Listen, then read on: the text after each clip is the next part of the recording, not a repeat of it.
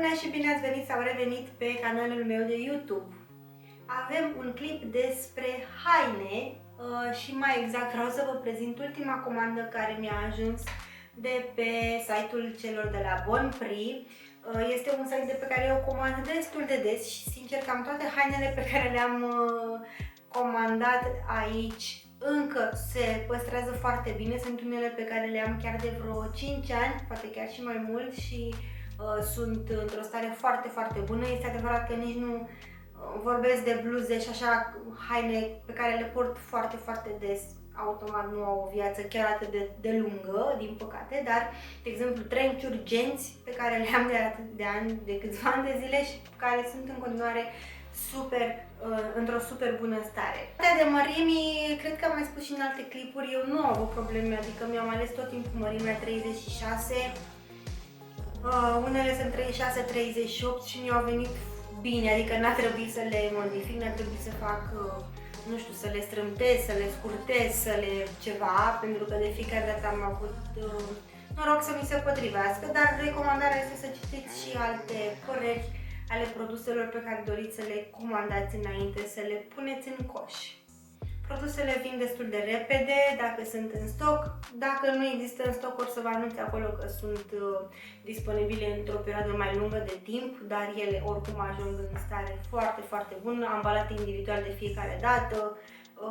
Deci, pe scurt, eu recomand Bon Prix și haideți să vă arăt ce hăinuță mi-am cumpărat în ultima mea comandă de pe acest site. Prima chestie pe care vreau să vă prezint este chiar ploverul pe care îl port eu astăzi. Este un plover într-o nuanță albă. Mie îmi plac ploverele astea și consider că nuanțele astea neutre, alb, negru, gri, bej, nude și așa simple, merg la o multitudine de combinații de haine. Adică poți să porți chestii simple, poți să porți cu chestii colorate, înflorate, cu forme geometrice și mai departe. Deci partea de jos poate să fie cât mai colorată, nebunească și tot felul de modele, pentru că partea de sus este cu minte și liniștită și simplă și nu ai cum să dai greș. Este pur și simplu un plover foarte simplu, foarte banal, aș putea să zic, dar este dintr-un material foarte, foarte plăcut la atingere, mie îmi place super mult, l-am purtat deja de câteva ori, iar pentru sezonul acesta dintre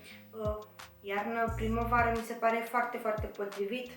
Merge, cum spuneam, într-o multitudine de combinații, fără niciun fel de probleme, nu este transparent, nu este absolut nimic, deci este foarte, foarte mișto. Iar ca plovere, am foarte multe plovere de pe Bon Prix și consider că sunt de calitate și chiar merită atenție. Următoarea chestie o să rămânem pe chestii neutre. Am aici și celelalte hăinuțe pe care le-am spălat, le-am călcat evident și vreau să vi le arăt. Sigur o să le vedeți și în ținutele mele de pe social media, unde postez, înainte postam de fapt zilnic hashtag-ul ținutele Loredanei. Nu știu, poate vi se par banale sau nu știu, prea simpliste, însă până la urmă în viața de zi cu zi ai nevoie de niște ținute cât mai purtabile, iar atunci când eu caut inspirație încerc să găsesc chestii cât mai purtabile. Această cămașă bluză cu fluturi pe un fundal alb, o bluziță care are un buzunărele aici, mi se pare foarte drăguță, este lejeră, confortabilă, îmi vine super bine, am ales mărimea 36 și da, încă n-am purtat-o, cum spuneam, de cât am reușit să le spăl și să le calc să vi le prezint astăzi, dar urmează sigur în ținutele mele, mai ales că eu port astfel de bluzițe și mi se par super confortabile și materialul este foarte, foarte plăcut la atingere. Îmi place că are acest decolteu în V și că nu este foarte adânc, după cum vedeți și la plover tot așa am decolteul în V. Mi se pare că mă avantajează foarte mult și încerc să nu am niște decolteuri foarte adânci sau pe rotund, nu știu, parcă îmi plac uneori mai mult astea în V. Nu le dau la o parte nici pe celelalte, ați văzut sigur pe social media că am multe plovere și bluze care sunt pe rotund, dar îmi plac mai mult astea în V.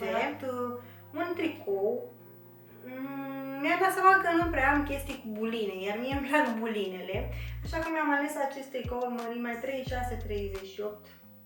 Este cam larg, ăsta este un pic cam larg, este destul de simplu, are decolteul acesta pe rotund, este și cu niște bulinuțe albe, care arată super, super drăguț, dar nu este neapărat o problemă că este un pic mai larg, pentru că oricum nu îmi plac în mod deosebit bluzele și chestiile care sunt foarte, foarte strâmte, mai ales la tricouri. Prefer ca tricouri să fie un pic mai lărguț, tocmai pentru că trebuie să acopere niște chestii care mie nu-mi plac și pe care le am, cum ar fi un pic de burtică. Dar este dintr-un bumbăcel ok la atingere. Mai am această rochie care mi-a plăcut foarte mult în combinația de culori. Mi s-a părut așa că portocaliu cu galben, așa, soare, vară, știți voi. Este în mărimea 36-38. Are un pic mânecile aici bufante. Și aici are elastic, iar în talie la fel are un elastic și vine ușor creponată, dacă aș putea să zic, nu știu exact cât vă dați voi seama, dar este genul de rochie, vine cam până la genunchi, este genul de rochie pe care nu trebuie să o calci, iar asta pentru mine este vis. Iubesc hainele care nu necesită călcare, pentru că este o chestie care mie nu-mi place. Ultima piesă vestimentară din acest haul este la pièce de résistance. Este această minunăție de fustă plisată. Deci este absolut superbă. Ca un fel de mătase. Florile astea este un nude la bază și are florile astea cu roz, așa. Are și o jupă. Are și jupă, deci este un avantaj. Pare un pic cam lunguță, dar în general fustele astea plisate sunt mai lungi, adică depășesc genunchii cu, nu știu, o palmă, poate chiar două. Mă gândesc că o să vreau să o scurtez puțin, pentru că mie fustele astea îmi place foarte mult să le port, dar îmi place să le port artificii. Artificii acolo. Ce tare! Ce s-o fi întâmplat? Revenind la această fustă, mi-am ales mărimea 36. Este tot din colecția Body Flirt, ca multe altele, și spune că este dintr-un material reciclat. Asta mi se pare și mai mișto. Foarte tare, felicitări! Chiar felicitări pentru acest lucru. Fusta este absolut super, îmi place la nebunie, îmi place culoarea, îmi place fontul pe care au ales să pună aceste flori, cred că sunt trandafiri. Va fi și asta purtată în multe combinații cu siguranță, pentru că este absolut superbă. Nu știu vouă dacă vă place, dar mie îmi place foarte, foarte, foarte, foarte mult. Cam astea sunt ultimele haine pe care le-am comandat de pe site-ul celor de la Bon Prix. Sunt curioasă dacă și voi faceți cumpărături pe acest site și dacă vă plac hainele pe care le-ați comandat la ei și să-mi spuneți dacă vă plac piesele pe care le-am ales eu de data asta și cam cum credeți voi că ar merge combinate și purtate, astfel încât să fie cât mai chic așa, dar în același timp să rămânem la modul clasic, în care le putem purta și putem sta în ele toată ziua, că pe mine asta mă interesează. Eu lucrez de dimineață până seara la birou și am nevoie de haine care să mă simt bine, să mă simt confortabil, să nu mă strângă, să nu mi se pară prea lăi, să mă avantajeze până la urmă, că asta este ideea.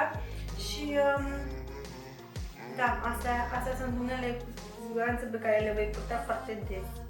Mulțumesc foarte mult pentru vizionare, nu uitați de like, de subscribe și lăsați-mi comentariile voastre în căsuța acolo jos, pentru că le citesc. Să fiți bine, aveți grijă de voi, nu uitați să zâmbiți în fiecare zi, pentru că este gratis și vă face bine.